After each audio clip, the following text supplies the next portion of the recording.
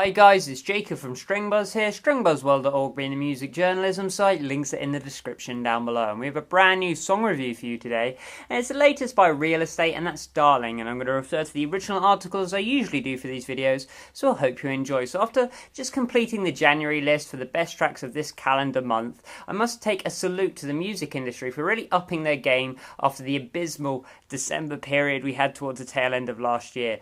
We've had some cracking tracks throughout this month and a huge quantity of boundary-breaking efforts from groups we certainly didn't expect to do quite as well as they are doing. Shall we see whether this track falls under that category or not? Well, in my opinion, it certainly does, and it's yet another fantastic indie tune to be released this month.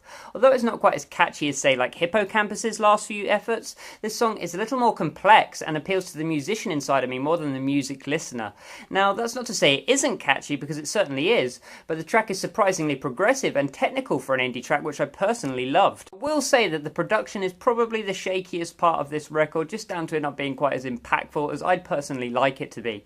I thought the guitars possessed great chorus-infused tones. I thought the bass was thick and also carried a decent tone. I thought the vocals were rich with clarity and diction, but the drums were very plastic sounding. The kick just had no presence in the low ground, and it caused the transitions to sound a little cheap every now and then. It's a bit of a mixed bag really, but luckily I wasn't too distracted. It's the musicality of this track which really allows it to flourish. It has a ton of homophonic and idiosyncratic melodies played both instrumentally as well as being sang. Also, it has quirky time signatures that are clunky yet fun. It has some sweet bass sections which reminded me a ton of Fish Tank when they broke onto the scene a couple years ago, and I just think the track in general was well arranged and well put together. I mean, we have an instrumental intro which is nearly a minute and a half long in a track which is only around 4 minutes, yet I never felt like we were missing vocals because of the depth of the instrumentals was actually quite exceptional. I never found a single progression boring or stagnant, and the song kept changing and exploring, and I love that personally.